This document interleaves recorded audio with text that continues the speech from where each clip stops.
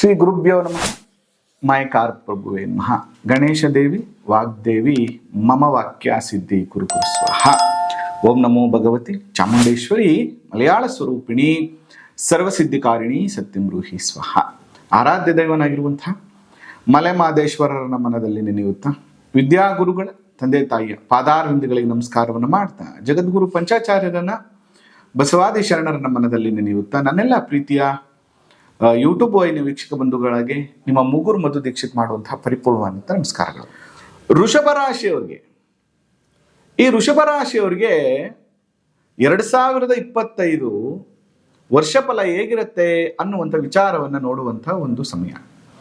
ಶುಭ ಫಲಗಳು ಜಾಸ್ತಿ ಇದೆಯಾ ಅಶುಭ ಫಲಗಳು ಜಾಸ್ತಿ ಇದೆಯಾ ಅನ್ನುವಂಥ ವಿಚಾರ ನೋಡಿ. ಈಗ ಮೇ 14ನೇ ತಾರೀಕುವರೆಗೂ ಗುರು ಜನ್ಮದಲ್ಲಿ ಸಂಚಾರ ಮಾಡ್ತಾ ಇರುವಂಥದ್ದು. ಜನ್ಮದಲ್ಲಿ ಸಂಚಾರ ಮಾಡ್ತಾ ಇರೋದ್ರಿಂದ ಆಲ್ಮೋಸ್ಟ್ 2024 ಒಂದಷ್ಟು ಸಮಸ್ಯೆಗಳನ್ನಂತೂ ಅನುಭವಿಸಿದಿರಿ. ಆರ್ಥಿಕ ಮುಗ್ಗಟ್ಟು ಅಥವಾ ದೈಹಿಕ ಬಾಧೆ, ಅನಾರೋಗ್ಯಕ್ಕೋಸ್ಕರ ಹಣವನ್ನ ಖರ್ಚು ಮಾಡಿರುವಂತಹ ಒಂದು ಪರಿಸ್ಥಿತಿಯನ್ನ ನೀವು ಅನುಭವಿಸಿದಿರಿ. ಮತ್ತೆ ಸ್ಟ್ರೆಸ್, ಅತಿಯಾದ ಸ್ಟ್ರೆಸ್ಸು, ದೈಹಿಕ ಪೀಡೆ ಅಥವಾ ಯಾವುದೋ ಮೂಲದಿಂದ ಧನ ಸಂಪಾದನೆ ಆದ್ರೂ ಕೂಡ ಆರೋಗ್ಯಕ್ಕೋಸ್ಕರ ಹಣವನ್ನ ಖರ್ಚು ಮಾಡಿರುವಂತಹ ಒಂದು ಪರಿಸ್ಥಿತಿ ಬರುತ್ತೆ. ಆದ್ರೆ ಮೇ 14ನೇ ತಾರೀಕು ನಂತರ ನಿಮ್ಗೆ ಗುರುಬಲ ಬರ್ತಾ ಇದೆ.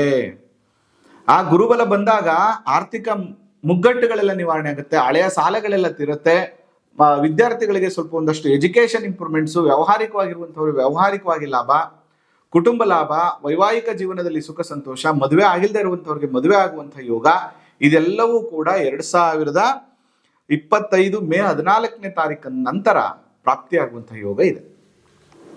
ಇನ್ನು ವ್ಯಾವಹಾರಿಕವಾಗಿ ಅಂದ್ರೆ ಕೆಲಸ ಮಾಡುವಂತ ಜಾಗದಲ್ಲಿ ಇಷ್ಟು ದಿನ ನಿಮ್ಗೇನು ಕಿರಿಕಿರಿ ಆಗ್ತಾ ಇತ್ತಲ್ಲ, ಟೆನ್ಷನ್ಸ್ ಆಗ್ತಾ ಇತ್ತಲ್ಲ, ಮತ್ತು ನೆಮ್ಮದಿ ಇರ್ಲಿಲ್ವಲ್ಲ, ಒಂದಷ್ಟು ನಿಮ್ಮ ಸುತ್ತಮುತ್ತ ಇರೋರಿಂದ ಸಮಸ್ಯೆಗಳಾಗ್ತಾ ಇತ್ತಲ್ಲ, ಇದೆಲ್ಲವೂ ಕೂಡ ನಿವಾರಣೆ ಆಗುತ್ತೆ.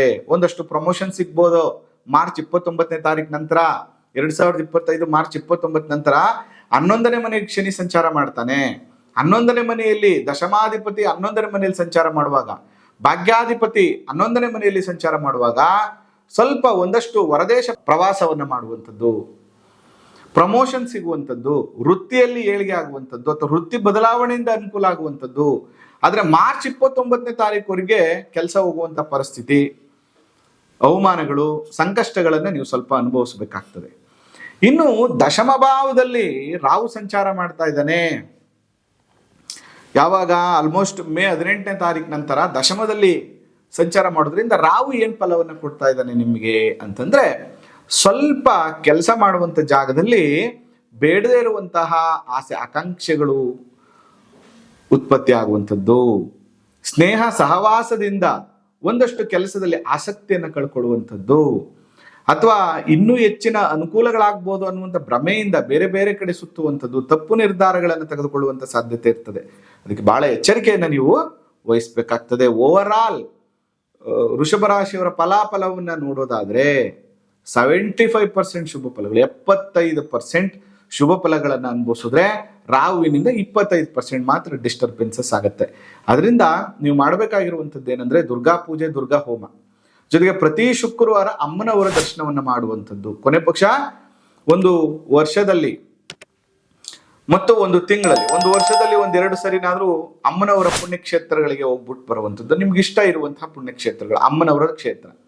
ತಿಂಗಳಲ್ಲಿ 1-2 ಶುಕ್ರವಾರ ಆದ್ರೂ ಅಮ್ಮನವರ ದೇವಸ್ಥಾನಕ್ಕೆ ಅಥವಾ ಲಕ್ಷ್ಮೀ ದೇವಸ್ಥಾನಕ್ಕೆ ಹೋಗಿ ಜೇನುತುಪ್ಪವನ್ನು ಕೊಡುವಂಥದ್ದು ಮತ್ತು ಅವರೆಕಾಳನ್ನು ದಾನ ಮಾಡುವಂಥದ್ದು, ದುರ್ಗಾರಾಧನೆ ಮಾಡುವಂಥದ್ದು, ದುರ್ಗಾ ದೀಪ ನಮಸ್ಕಾರವನ್ನು ಮಾಡುವಂಥದ್ದು, ದೀಪವನ್ನ ಅಮ್ಮನವರಿಗೆ ವಿಶೇಷವಾಗಿ ತುಪ್ಪದ ದೀಪವನ್ನು ಹಚ್ಚುವಂಥದ್ದು, ಎಲ್ಲಕ್ಕಿಂತ ಮುಖ್ಯವಾಗಿ ಕುಲದ ಹೆಣ್ಣು ದೇವರ ಆರಾಧನೆಯನ್ನು ಮಾಡುವಂಥ ಕೆಲಸವನ್ನು ಮಾಡಿದ್ರೆ ಈ ಡಿಸ್ಟರ್ಬೆನ್ಸಸ್ಗಳು ಖಂಡಿತವಾಗಿಯೂ ಕಡಿಮೆ ಆಗುತ್ತೆ.